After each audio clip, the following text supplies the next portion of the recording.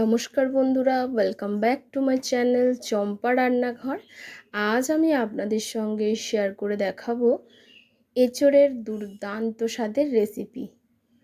খেতে একদম খাসির মাংসের স্বাদকেও হার মানাবে যদি এভাবে আপনারা রান্নাটা করেন। তাহলে চলুন বন্ধুরা দেখে নিন। তার জন্য দেখুন এখানে কিছু এঁচোড় আমি খুব ভালো করে ধুয়ে কেটে নিয়েছি। এখন এঁচোড়গুলোকে আমি সেদ্ধ করে নেব। একটু বড় বড় করে আমি কেটে রেখেছি এঁচোড়গুলোকে, খুব ছোট করিনি। একটা প্রেসার কুকারের মধ্যে এঁচোড়গুলোকে দিয়ে পরিমাণ মতো জল দিলাম। দিয়ে বন্ধুরা এর মধ্যে লবণ আর হলুদ দেব। প্রেসার কুকারের ঠিক যতটা এঁচোড় হয়েছে ঠিক ততটাই জল দিতে হবে, তাহলে কিন্তু খুব ভালোভাবে সিটিটা হবে। আর একটা মাত্র সিটি আমি দিয়ে নিয়েছি। এবারে গ্যাসের ফ্লেমটাকে অফ করে এটাকে এইভাবে রেখে দেবো ঠান্ডা হওয়া অবস্থা পর্যন্ত। ততক্ষণে একটা স্পেশাল মশলা বানাবো। কড়া বসিয়ে নিয়েছি, কড়ার মধ্যে দিয়ে দিচ্ছি হাফ চামচ গোটা জিরে, হাফ চামচ গোটা ধনিয়া আর গোটা গরম মশলা। এটাকে খুব ভালো করে ড্রাই রোস্ট করে নেব। মাথায় রাখবেন এই মশলাটা যাতে পুড়ে বা লেগে না যায়। এই মশলাটাকে ভাজা হয়ে গেছে, এখন আমি কড়া থেকে তুলে নেব। এবারে গ্যাস ফ্লেমটাকে আবার অন করে দিয়ে কড়া বসিয়ে দিয়েছি। কড়ার মধ্যে দিয়ে দিয়েছি পরিমাণ মতো তেল, দিয়ে দিচ্ছি পরিমাণ মতো একটু লবণ। তার মধ্যে আমি তেলের মধ্যে লবণটা দিয়ে প্রথমে আমি এঁচোড়ের আলুগুলোকে দিয়ে দিচ্ছি। আলুগুলোকে আমি সেদ্ধ করিনি, আলুগুলোকে একেবারে প্রথম ভেজে নিচ্ছি। অল্প হলুদ দিয়ে আলুগুলোকে হালকা লালচে করে ভাজতে হবে, খুব বেশি লাল করার দরকার নেই। প্লিজ বন্ধুরা প্রথম থেকে শেষ পর্যন্ত ভিডিওটি দেখবেন। ভিডিওটি ঠিক আমি কিভাবে বানিয়েছি, কার পরে কি মশলা ব্যবহার করেছি অবশ্যই দেখতে থাকুন বন্ধুরা। যে কোনো মাছ মাংস না থাকলে যে কোনো দিনে আপনি এই রেসিপিটি রান্না করে রাতের ডিনারে রুটি দিয়েও খেতে পারেন, আবার দুপুরে ভাতের সঙ্গেও খেতে পারেন। এখন আলুগুলো ভাজা হোক, একটা মশলা বানিয়ে নিচ্ছি। দিয়ে দিচ্ছি পরিমাণ মতো রসুন, আদা, কাঁচা লঙ্কা আর টমেটো। এই সমস্তগুলোকে একটা মিহি পেস্ট আমি করে নেব। এবারে চলে যাব, দেখুন আলুগুলো কিন্তু হালকা করে ভাজা হয়ে গেছে। এখন আলুগুলোকে আমি তেল থেকে তুলে নিচ্ছি। প্লিজ বন্ধুরা আমার এই ছোট্ট চ্যানেলে আপনাদের সাপোর্ট আর সাহায্যের খুবই প্রয়োজন। প্লিজ পাশে থাকবেন আর সাপোর্ট করবেন। যে তেল আছে আলুগুলো ভেজে নেওয়ার পরে সেই তেলের মধ্যে সেদ্ধ করে রাখা এঁচোড়গুলোও আমি দিয়ে দেব, ভেজে নেব। এঁচোড় কিন্তু একটা সিটিতে খুব ভালোভাবে সেদ্ধ হয়ে গেছে। আপনারা প্রেসারের সিটিটা বুঝে শুনে দেবেন বন্ধুরা। আমি কিন্তু একটা সিটিতেই এঁচোড়গুলো বেশ নরম হয়ে গেছে।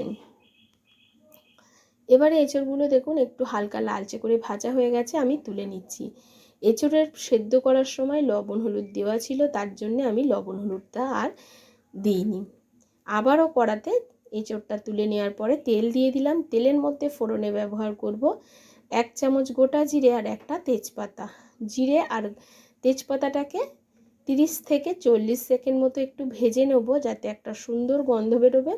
তখন আমি এর মধ্যে দিয়ে দেবো 2খানা ফাটানো এলাচ, আর দিয়ে দিচ্ছি এখানে বেশ কিছু পেঁয়াজ কুচি। পেঁয়াজটাকে আমি কুচিয়ে দিয়েছি। এখানে 4টে বড় বড় সাইজের পেঁয়াজকে কুচিয়ে দিয়েছি।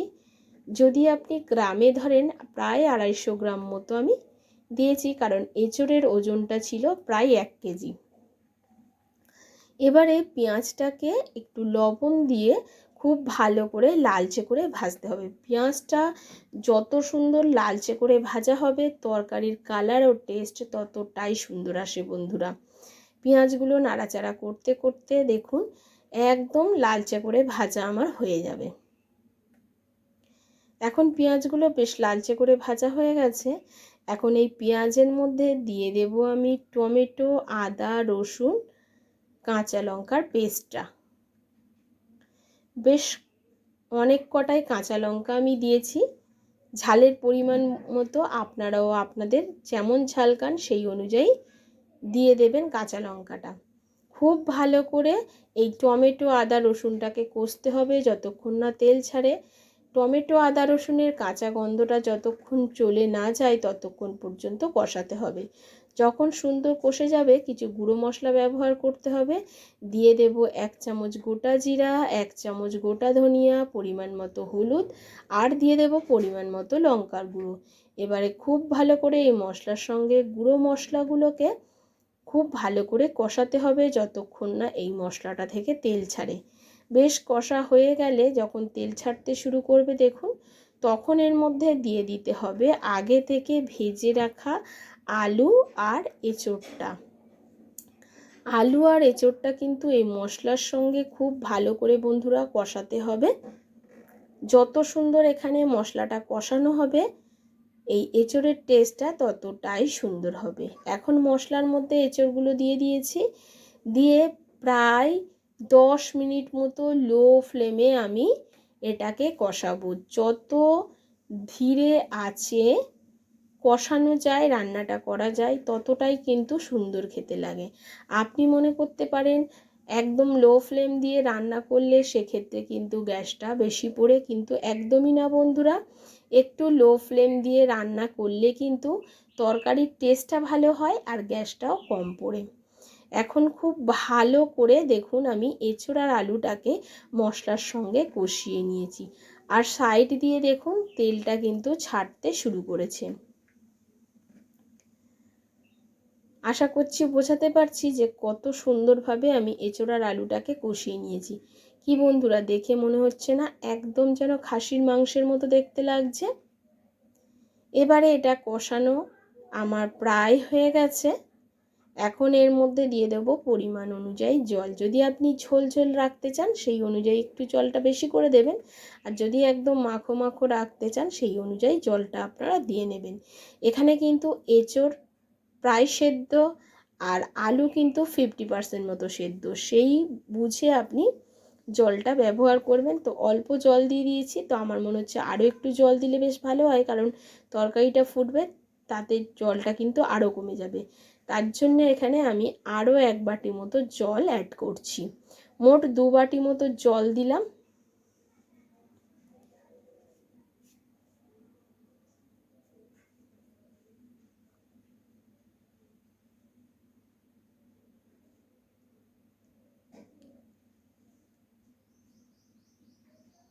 এবার জলটাকে দিয়ে একটু নাড়াচাড়া করে নিচ্ছি, খুব ভালো করে মিশিয়ে দিচ্ছি। দেওয়ার পরে বন্ধুরা এটাকে এবারে ঢাকা চাপা দিয়ে রেখে দিতে হবে। প্রায় 5 থেকে 7 মিনিট মতো ঢাকা চাপা দিয়ে আমি ফুটতে দেবো।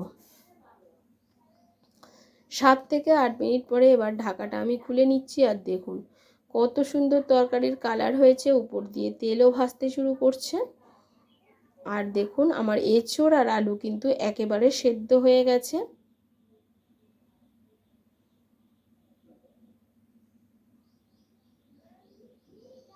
আলুও একদম সেদ্ধ হয়ে গেছে বন্ধুরা, আমি বেশি ঘাঁটছি না, তাহলে ভেঙে যাবে আর ঘেঁটে যাবে। এবারে এর মধ্যে আমি দিয়ে দেব একটু পরিমাণ মতো চিনি। লবণ তো আগেই দিয়ে দিয়েছিলাম, চিনিটা দিলে একটু মিষ্টি মিষ্টি খেতে লাগবে, ভালো লাগবে, টেস্টের ব্যালেন্সটাও ঠিকঠাক থাকবে।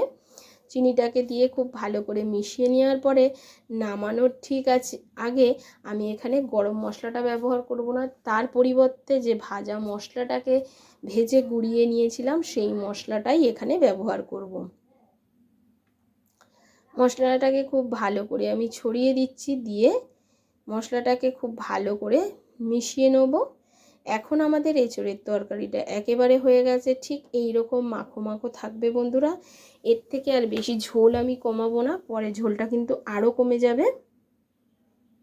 এবারে আপনাদেরকে নামিয়ে সামনে দিয়ে দেখাবো আমার আজকের এঁচোড়ের তরকারি কেমন হলো।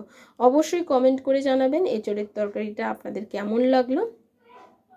আজ এই পর্যন্ত বন্ধুরা, আবারও দেখা হবে অন্য কোনো নতুন ভিডিওর সঙ্গে। এতক্ষণ ধরে ভিডিওটির সঙ্গে থাকার জন্য অসংখ্য ধন্যবাদ। সুস্থ থাকবেন আর ভালো থাকবেন।